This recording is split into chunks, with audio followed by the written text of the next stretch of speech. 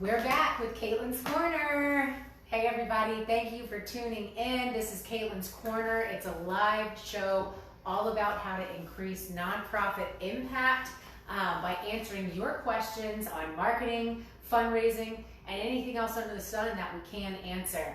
I have a guest today, David Chatham. He is one of the angels here at Angelo Creative.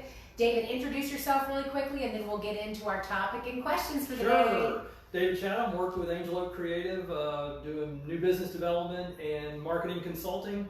Love doing this. I've been doing marketing for over 20 years. I know it doesn't show, but love doing this and love doing it for nonprofits. So it's just been a great opportunity to work with Caitlin and her team and to serve the nonprofits in our area and beyond. So it's just been great, and looking forward to today to talk a little bit about awareness months and just how to use them. So David, thank you for joining me today. David has been with Angelo Creative for a long time. He works with a lot of our clients day in and day out, and we oftentimes come to David when our clients have questions and we need answers. So here's some questions we've been getting lately that we thought would make a great topic for Caitlin's Corner this week. And those questions have been around Awareness Month. This month is National Recovery Month. We work with several nonprofits in the recovery space, and we are very familiar with helping our nonprofit clients leverage awareness months. David has built some awareness month strategies for us in the past, so we thought that he would add a lot of value. Love it. So we've got some questions we've already collected from the community, but don't forget that if you're watching live and you have a question, you can send it to us live and we will try and answer that in our time, okay? So here we go, let's get started. David, what is a cause awareness month? Sure. Yeah, I think many times they're national. They can be more local and regional, but they're usually focused around some cause, anything from Breast Cancer Awareness Month to Recovery Month, which is September, which we have helped a number of clients kind of leverage. Lung Cancer Awareness Month is November. I know I've spoken to a couple of folks about that and how they might leverage that. So, you know, the Awareness Month usually is created by either national kind of mandate, or it's created by an organization that really has an interest in that cause, and they see it as an opportunity to shine the light, more focused, more really concentrated on that particular issue for a period of time, where people can say, okay, I understand what you're talking about, I understand that this is an important time, what can I do to get involved and to help to solve this problem or to address this issue in my community. And it's really just a great time to talk about specific issues and how they're impacting the community. Yeah, I agree, and I think that we would all say that there's almost a day for everything these days, right? I think maybe it was a couple months ago, it was National Hot Dog Day, and we took a picture and posted it of our team eating hot dogs. So, you know, there certainly is a lot of noise around days that are fun, but there are also, like David shared with us, some mandated months around health issues, just social issues. And so those are the ones we're really talking about. And, you know, David, you already went through a list. One of my questions was going to be, give us some examples of awareness months. So it's an easy Google to see what causes are being focused on and highlighted each month. For us, what's really exciting as an opportunity for our clients with an awareness month is that a lot of the content is already being produced, right? Yeah. We actually this morning, hosted a workshop here for 100 women who give a hoot.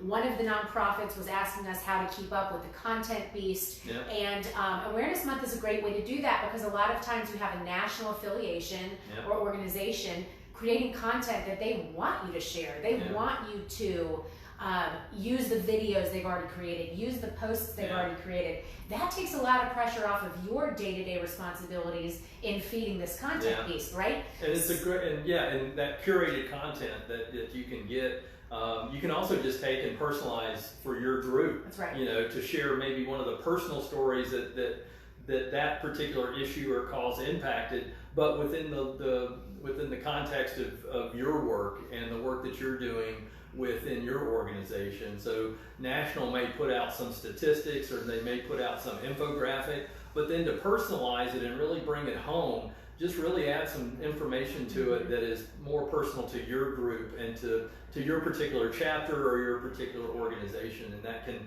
you may add 2 sentences and it just really makes it more personal and more relevant to your audience. So. Very good, David. Another question that we got, okay, so I've identified an awareness month. It fits with my mission. How can I really leverage these? Give me some practical ways to leverage them. Can you walk us through a few practical ways? We just talked about content for digital, right? Are there other ways? Sure, yeah. The media, certainly traditional media is still alive. May not be as large a presence as they used to be, but here locally we have the Raleigh News and Observer. They certainly still have an impact on this area, and we appreciate the coverage they give. They have an opinion section still, and you can certainly still write an op-ed focused on that issue, and get your voice heard that way around this particular topic. Pitching story ideas around it for the month is they're always looking for an angle to do something, and a national month usually attracts some level of attention. So bringing it closer to home for broadcast or print media works really well. Setting up an event that recognizes it to bring them into the cause and to give them some exposure into the work that you're doing to help address the issue that particular awareness month or day is addressing. So media is a good way to continue to raise that, and traditional media especially is a way that you can develop stories, and then that content that is created becomes content that you can use within your organization to push out to your supporters and other people who are interested in that cause. So it really helps feed that cycle of news and information that gives you more content that you can use later. Right. So it really is nice. Now, David, can you, do you have to go all out on recovery months, awareness months, not recovery months, awareness months? Do you have to do a campaign? We have a client, Healing Transitions, they're in, a big fundraising campaign to raise $80,000, and it looks like they're going to exceed that. That's phenomenal. And that's just for the awareness month, right? That's just for September. And they didn't even have to, yes, right.